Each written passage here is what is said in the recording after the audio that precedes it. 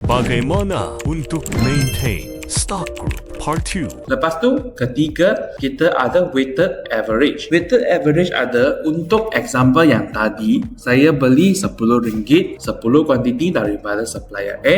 Lepas tu, RM20, 10 kuantiti daripada supplier B. So, sistem kita akan tambah semua punya cost. Kita ada sudah beli 20 barang kuantiti kan. Lepas tu, kita akan gunakan total cost. Lepas tu, divide itu kuantiti. Itu adalah weighted average punya costing. So, sini ada 3 beza punya costing method. By default, kita akan gunakan FIFO punya costing method. First in, first out. Ini adalah generally used. Untuk bawah sini, anda boleh juga set sales code anda dan purchase code anda nak post ke apa account code untuk double entry. Contohnya, kalau anda sudah set ini sales code anda nak post ke sales building accessory, semasa you pergi issue sales invoice, sistem akan default itu account code adalah dalam sales building accessory. Sama dengan purchase code. Okay? Untuk lain punya pun sama juga. Cash sales code, sales return code, cash purchase code, lepas tu purchase return code pun sama juga. Okay? Anda boleh setting anda nak post ke apa